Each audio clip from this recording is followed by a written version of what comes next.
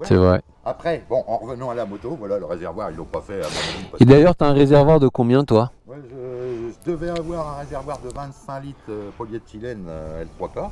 Et tu as un 15 litres, du coup? Et 2 fois, j'ai failli en monter un. Un coup, Adrien en voulait un en urgence. Donc, Tu l'as il donné? voulait me monter.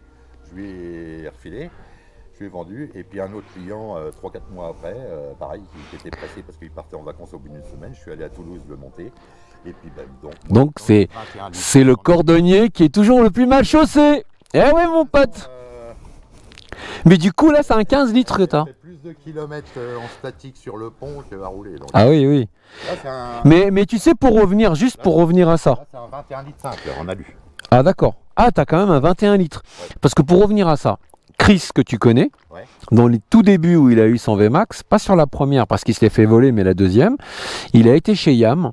Il avait monté pour 1800 € hors taxe, ils lui ont demandé le réservoir, etc. Même étonnant qu'il lui ait monté le réservoir. Et ils lui ont monté à l'époque, hein. Ils lui ont monté. Par contre, moi, j'ai été les voir il n'y a pas longtemps. Ils m'ont dit, il faut qu'on vous fasse signer une décharge. Parce que si jamais votre moto, elle prend feu ou n'importe quoi, on se décharge de tout. C'est normal auprès de chez Yam. C'est ça. Mais Mais à l'époque, ils lui ont fait. Hein. mais c'est même étonnant, même encore, même avec une décharge qui demande, parce que c'est pas un produit Yamaha. Et c'est pas un produit distribué par Yamaha. Bah ouais. Si c'est du Rizoma, admettons, il faisait Rizoma Yamaha. Ouais, ouais, il l'a fait chez Patrick Ponce à Grande Armée. Hein. Après, voilà, moi, je montais le réservoir L3K. Maintenant, parce que moi, je ne le fabriquais pas, comme je t'ai dit tout à l'heure, au niveau des professionnels, on n'est plus sûr de rien maintenant de la qualité finale. Moi, je fais monter ça. Le gars, j'ai entièrement confiance en lui, et d'autant plus, tu as des numéros, il est homologué TÜV. D'accord. Normalement, contrôle technique, drastique, tout ce qui s'ensuit. En D'accord. France, ça vaut rien. Chez un concurrent qui vend le même, il a mis homologué TÜV, ça vaut rien en France. Ouais, ouais, ouais. Ça vaut rien. Si tu as une norme indonésienne, tu t'imagines Indonésia, ça vaut rien. Par contre, qu'est-ce que tu fais juste de plus? Parce qu'apparemment, tu enlèves, je crois, la caisse à outils où il y a des trucs. T'enlèves tout. Là, Donc, il y a. la selle, là, tu as la boucle 4 qui est prise par deux vis. Tu vois, il y en a une apparente là, puis une autre là. Ouais. Et tu retires tout. Tout. Une guette que tu coupes avec un couteau l'été parce qu'elle t'emmerde. Avec le couteau, c'est pareil. D'accord. La moitié de la moto est enlevée. Donc, du coup, tu perds. La régisse, il y avait la boucle arrière enlevée et le bras oscillant. Donc, il y avait que ça. Putain. Et du coup, tu perds quoi par rapport à l'origine? La caisse à outils, Tu perds la caisse à outils là derrière. Tiens. qui est juste là, ouais. L'ancien de L3K, il était super bien fait parce qu'il y avait une pièce en polyéthylène qui venait remplacer tout l'ensemble du cache de la caisse à outils. D'accord. D'accord. Donc là, on retire. Ça, c'est un cache carbone. Voilà. Donc là, tu as une première éminence du réservoir. Donc, du coup, le réservoir déborde un petit peu et c'est pour ça que tu n'as plus la caisse à La outils. caisse à outils. Mais ce qu'il y a, c'est que l'ancien en polyéthylène, il y avait une pièce, parce que tu vois, toute la pièce là, c'est une pièce complète. D'accord. D'accord. Qui est en plastique qui n'est plus là actuellement. D'accord. Après avoir mis le réservoir. Mais ce qu'il y a, c'est que le réservoir 21 litres, il n'y avait pas du tout de pièce. Donc le cache en plastique qui tenait la trousse à outils, il faisait partie intégrante, il était fixé par 2-3 vis. D'accord. Et ce qu'il y a, c'est que mon fournisseur, lui, les montages qu'il fait, 6 sauteuses, pour laisser passer la proéminence. Moi, je lui ai dit 6 sauteuses, on est en 2020, 2021, ça c'était bon dans les années 80-90, c'était de la bidouille au fond du garage. Moi, niet. Donc, on enlève, nous, comme il n'y a pas la pièce spécifique comme le réservoir L3K à l'époque, Ouais. en polyéthylène, la même matière que le réservoir thermoformé, on retire la pièce en plastique, la grosse pièce en plastique d'origine, Ouais. elle est propre, on l'a remise de côté, et on a fait fabriquer une pièce, on fabrique une pièce en impression 3D, qui vient là, qui permet de reprendre le barillet de serrure. D'accord. Voilà, et c'est une pièce en 3D. Donc, Comme cette ça, il y a- pièce-là, c'est vous qui l'avez faite. D'accord. Comme ça, il n'y a aucune découpe sauvage dans du matériel d'origine. D'accord. Ouais, c'est propre là. On voit que c'est propre. On Hein. peut rien dégradé du tout. Non, c'est nickel. Hein. C'est vraiment. Les coques, il y a 10 ans quand on a créé la Shark, Elle est belle celle-ci. Hein. pour avoir un bon look profilé, tout ce qui s'ensuit, il n'y avait qu'une solution, c'est de couper la boucle arrière en alu. Elle est super belle cette coque. Hein. Et ça lui fait un putain de cul à l'arrière là. Juste derrière là, Ouais. à cette hauteur-là. Parce que sans ça, la boucle en alu, là, elle venait en prolongement du câble, du cadre, et elle arrivait là, comme ça et comme ça. D'accord. Ils vont faire quelque chose de design. Il y en a un qui s'est essayé dans une région du nord de la France. C'était pas heureux, mais il a eu le mérite d'essayer de faire quelque chose, mais sans couper la boucle de cadre. D'accord. Alors que nous, on s'est dit, on coupe la boucle de cadre. Donc je vous cache pas que je parle comme si Comme si tu réfléchissais là, ouais. j'essaye de me tenir. Vas-y, vas-y. Donc avec Régis, mon collègue, on a regardé la scie à métaux et on s'est regardé. On a regardé la boucle de cadre tous les deux en même temps et quasi en même temps on s'est dit bon, là on s'apprête à dire au client qu'il faudra prendre une scie à métaux et couper la boucle arrière, un morceau de la boucle arrière d'une moto à 21 000 euros. Oh la vache. Ah, ça le fait pas là. Ben on l'a fait quand même. Ouais. On a créé la coque. Et ce qu'il y a, c'est qu'on a un système de lardons, enfin ce qu'on appelle des lardons, des pièces en alu, où avant de couper le morceau de boucle cadre, surtout je précise qu'il n'est pas du tout porteur, D'accord. donc il ne sert simplement qu'à fixer le feu avant de mettre la coque, D'accord. parce que même s'il n'y avait pas le boucle de cadre, le feu il tient pareil, D'accord. pratiquement. Et on a un système de lardons en alu qui est fixé à la pince à étau avant la découpe, Ouais. pour percer de chaque côté du trait de coupe postérieur. Et comme ça, t'as... On retire, on coupe, et les trous pré-percés, on peut revenir à une configuration d'origine. D'accord. Donc, D'accord. c'est coupé, mais ce qu'il y a, c'est qu'on peut toujours revenir à l'origine. Et on a un client, il en est à sa 3e moto, un néerlandais, je crois, un suédois. Du coup, tu la retires, celle-ci, tu peux remettre ta coque d'origine. Ouais, il en est à sa 3e VMAX de 90 000 km, je crois. Putain. Il a eu 3 VMAX, il a fait 90 000 km avec. Putain, il roule, hein. Et ce qu'il y a, c'est qu'il a gardé sa coque Shark d'origine. Donc à D'accord. chaque fois, il a coupé la boucle arrière. Il est revenu en configuration d'origine, il a remis son ancienne coque. Et la coque Shark, il l'a remise sur la deuxième. Encore. Acheté, ainsi de suite. Comme ça, bah, et à la fin, vu que tu perçais de chaque côté de ton bras, de ton bout de boucle de cadre, Ouais. par exemple, tu coupes là, mais comme tu as fait les trous avant, Ouais. le trait de coupe, quand tu remets ton lardon, au micron près, tu es dans la position qu'il y avait à l'origine. Nickel. Putain. Ça, c'est pareil. Ça, c'est vous qui l'avez faite? Non, non, non. Non, ça, c'est d'origine, ça. C'est normal. D'accord. Ah, mais Là, c'est... l'état de la coque, tout ce qui s'ensuit, ça c'est la coque 001, donc il y a plus de 10 ans maintenant. Elle a été Putain. repeinte 3-4 fois, elle est encore à repeindre. Ah, celle-là, je l'ai vue, hein. Elle est usée de tous les côtés. C'est la toute première que vous avez faite, quasiment, celle-là. Elle est belle, celle-là. Moi, je la trouve vraiment... Et du coup, c'est quoi, les clignotants, les feux, tout ça, c'est là-dedans? Ouais. Là, c'était aux alentours de 800 heures. Ah ouais, t'imagines, 800 heures. Mais bon, en dilettante, pas en dilettante, tous les jours, pas de week-end. Je bossais avant. Donc c'était le soir, je revenais à 19h, sandwich et 19h15 jusqu'à 2h du matin. Putain, la vache. Voilà, question de passion. Le passionné ne compte Et, pas. la bite et le couteau. Ouais, c'est ça. Je dirais à l'antenne, mais...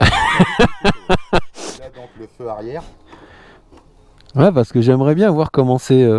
Ah bah ouais, putain, ça y est, je vois. Ok, ça, c'est les feux. Et quand tu freines, du coup... Ah ouais, clignotant, ouais. Ah ouais, t'as un double clignotant, en fin de compte. Tu l'as à l'intérieur de la coque et à l'extérieur. Là, Et quand tu freines... Oh la vache. Ah ouais, putain. nos coques c'est optimal carbone. Pour la sécurité, on double. Il y a toujours l'option de pouvoir doubler le clignotant dans les coques. Ouais, je trouve ça vachement joli, moi. Toutes nos coques ont des ouïes arrière. Ouais. Sur celle-là, c'est des ouïes arrière comme ceci. Sur la Mangusta, c'est des pièces fabriquées à la commande, à la fraisée numérique 3 axes. Et sur la Hurricane, c'est des pièces, ce qu'on appelle des clignotants en diamant qui sont de chez nous, usinés par Auto. Donc toujours un rappel de clignotant dans la coque. Clignotant, mais c'est une option. D'accord. Personne qui ne le veut pas, on n'a pas obligé les personnes à prendre cette option-là. L'option doit être aux alentours de 60 ou 70 euros, les pattes plus les clignotants compris.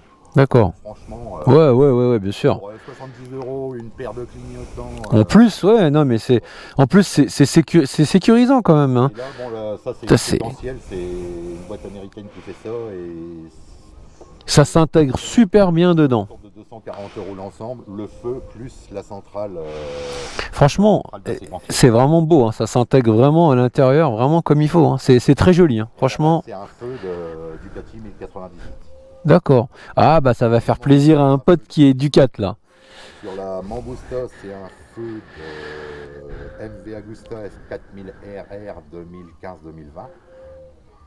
Et sur toutes les autres coques, c'est le feu originel du VMAX. Putain, et ben. Ce qui permet de descendre le tout et de pouvoir reprendre donc, le feu d'origine. Donc il n'y a pas besoin obligatoirement de reprendre un nouveau feu avec la coque. Je te fournis les pattes, tout ce qui s'ensuit. Il y a deux écrous, 2 vis à remettre. Et le feu, et tous les feux, que ça soit du YAM bien sûr, ils sont en connectique Yamaha, mais que ça soit le feu de Ducati pour la Shark, ou par exemple le feu de MV Agusta 4000 RR pour la Mangusta, tous les feux sont montés ou livrés avant peinture bien sûr, en transformation faite connectique Yamaha. D'accord. Son plug and play, quoi. C'est vraiment... Non, c'est joli, hein. C'est beau, hein. Voilà. Ben voilà. Il n'y a plus qu'à t'appeler si on a besoin de tes services, Thierry, hein. Voilà, t'as le petit atelier. Et donc la prise USB, Ouais. support de caméra. Ouais, j'ai vu ça, c'est pratique ça aussi, hein. Comme ça, je retire ma caméra, je remets ma caméra et en position pile poil. Ça, Je te montrerai tout à l'heure quand je me suis bouffé l'orage, tempête, les tornades et tout. Ah ouais, putain. Pendant 55 minutes sous l'orage là. Putain. Les voitures elles étaient en feu de détresse, les camions dans le fossé et tout. Et moi je roulais en VMAX et je peux dire qu'avec un vent de 90-100 km/h, Ça bouge pas. 100 kg de viande sur 300 Ouais, voilà. C'est ça. je sentais pas le vent. C'est ça, c'est ça. T'es pareil, t'as le X-Pipe toi aussi là. Ouais. Putain. Non, ça fait un putain de bruit, hein. Franchement, c'est... Bon, ce qu'il y a, c'est que quand je l'ai démarré, elle est froide. Et quand une moto elle est carrément froide que tu la démarres, il faut toujours attendre au moins entre 5 et 10 minutes. Et elle descendra toujours de 5-6 dB. Ouais. Elle est froide donc elle fait plus de bruit. Mais quand tout commence à être un peu en température, elle baisse. Mais ça sonne bien. Ouais, non, mais ça sonne, ça ronronne super bien même. Carbone aussi, j'ai fabriqué. Bah, tu imagines, c'est super beau, hein. Donc là, il y a le capot. Ça se remet en 2 secondes. Ouais, j'ai vu, tout est carbone. Et ça, c'est des pièces que tu vends, tout ça, hein. Là, tu vois, j'ai ma trousse à outils. Ah ouais. Ah ouais. BTR Torx de 5, BTR de 4, Opinel, clé de 10, clé de 13. Putain, c'est super ingénieux ce que t'as fait de les mettre En là. plus, toute la visserie pratiquement de la moto, ce qui est BTR, j'ai tout mis, les mêmes BTR. Ouais, comme ça, c'est facile. Là, toutes les vis en dessous, tout, tu vois là, la vis, c'est toutes les mêmes vis. Putain, ouais. Pour tout. Bah ouais. Là, tu Normalement, sur les triangles de base, t'as de la Torx. Là, c'est de la BTR. Tu simplifies tout là, du coup, hein. Ah ouais, c'est canon. Là, c'est du 5, c'est du 4. Donc, les 3 quarts des vis, j'ai tout changé et c'est la même clé. Putain. Bon, Oh, c'est top, hein. Franchement. voilà. Et normalement, sous la selle, il y a tout le nécessaire. Fer à souder, la soudure, fer à souder à gaz, l'étain, l'écosse. Putain, mais toi, t'es vraiment... tu ramènes tout avec toi. Tu sais, sur le bord de la route et tout. Et surtout, très important. Ouais. Ah ouais. On va voir ton bubber en même temps, là. Tu pourras dire sur la chaîne YouTube. Ouais. Très important. Ah ouais, ça, c'est les valises. Alors, c'est pareil, il a fait un système hyper ingénieux pour les longs voyages, Thierry. Pareil, c'est une platine qu'il a fabriquée lui-même avec Régis. Par contre, j'ai plus mes yeux de 20 ans. Et ça, franchement, c'est vraiment top pour voyager, hein. Parce que le problème du VMAX, c'est comme tous les roadsters, c'est chiant, il n'y a rien. On met un simple sac à dos ou bien un sac de sport et là, franchement, ils ont fait un système très très ingénieux, hein. Bah, je pourrais le monter après. Ouais, bah ouais, tu montreras tout à l'heure le montage. Bah déjà, même là, la préparation des bobbers, c'est top, hein. Franchement, c'est magnifique, hein. Et là, donc, c'est très important. Ah oui, parce qu'en plus, t'as un code et tout. Oui, bah oui, mais j'ai plus les yeux de 20 ans. Ouais, moi, c'est pareil, hein. Si je porte pas mes lunettes de près, je vois plus rien.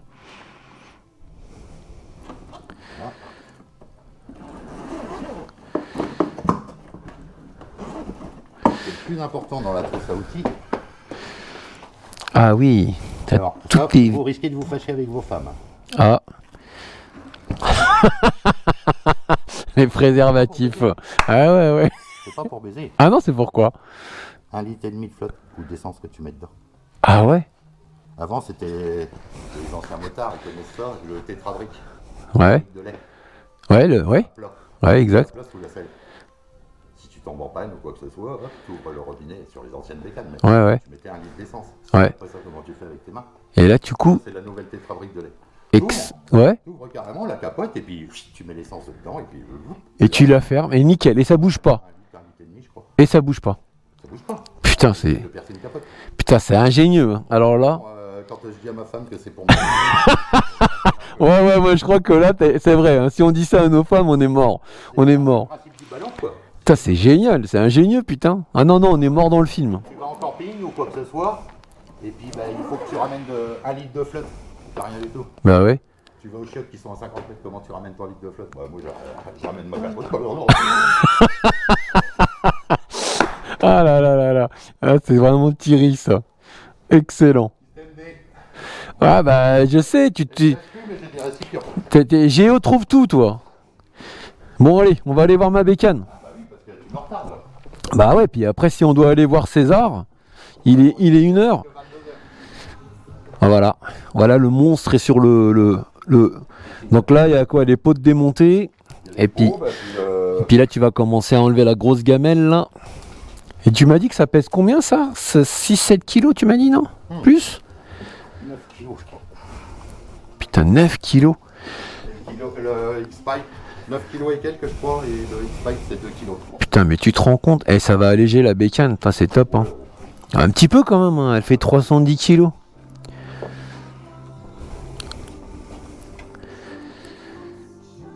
« 8 kilos 850. Oh la vache.